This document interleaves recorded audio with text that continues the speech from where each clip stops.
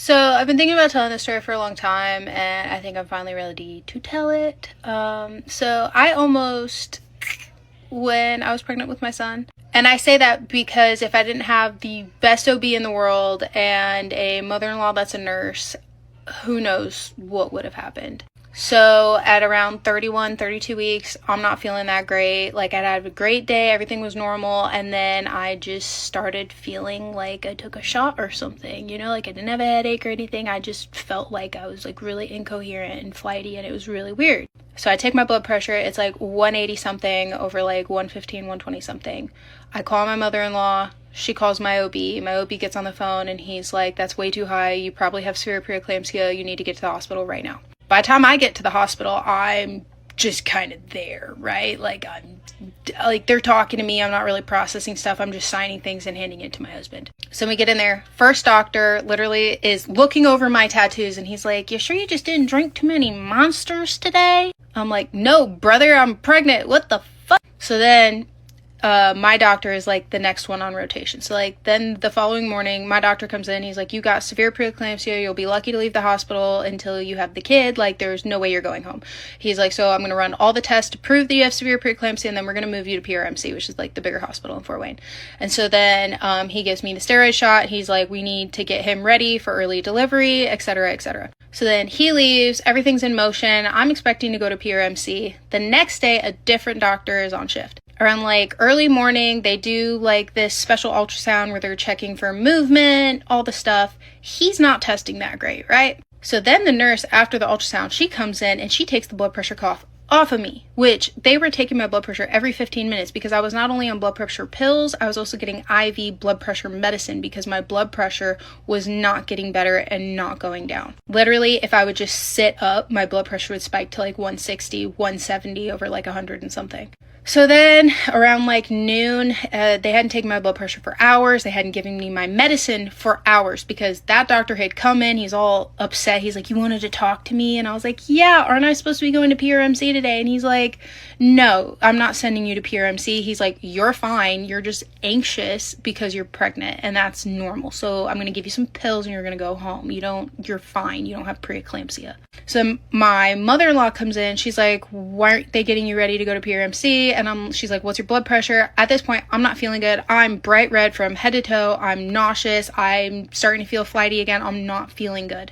And the nurse and the doctor were not listening to me. Thankfully, she works at that hospital in another unit and she understands how to use the machine. So she hooks the blood pressure up to me. I'm back to like 170 over 100 and something. So she walks out, tells the nurse goes and gets the doctor. They come in. All of a sudden, that nurse is like giving me mag sulfate. The doctor's white as a ghost. And he's like, you have severe preeclampsia. I need to send you to PRMC.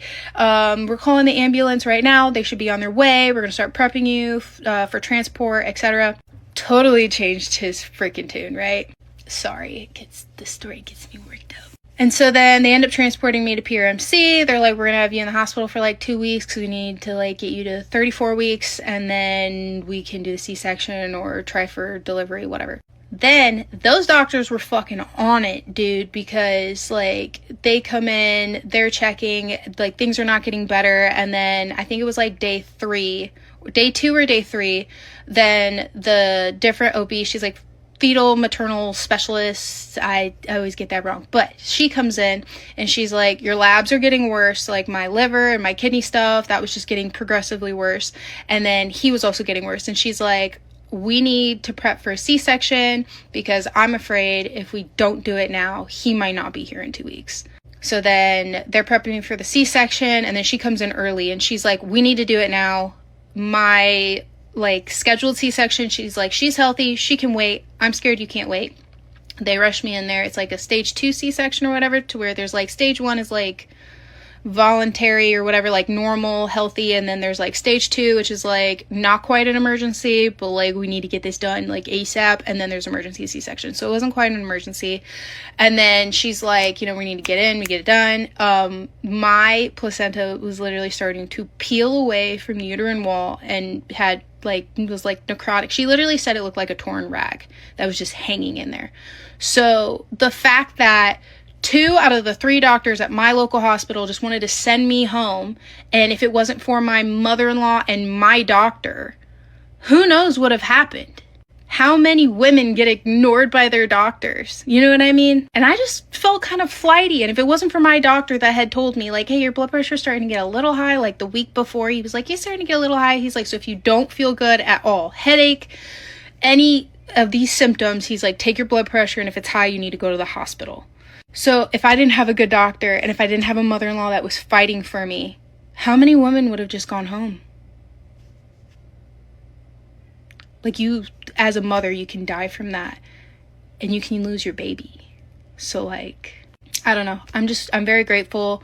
I just think it was so crazy that all that had to happen when it was obvious there was something wrong. But we're both healthy. He was born like 3 pounds. He was so little, but he's super healthy. We were in the NICU for like 2 months, but he's super healthy now. He skyrocketed on the growth charts, and I don't have any residual side effects, so that's also great. But I just tell this story because there's like, not everyone's story goes like mine. Not everyone's lucky enough to have a good doctor that will fight for you, or like a mother-in-law that's a nurse that, you know what I mean? Like, it was like I had really unfortunate thing happen with the absolute best circumstances. You know what I mean? Like, a lot of good that was also helping me get through it, and because of all that, we lived. But it's like that very easily could have gone so south so fast.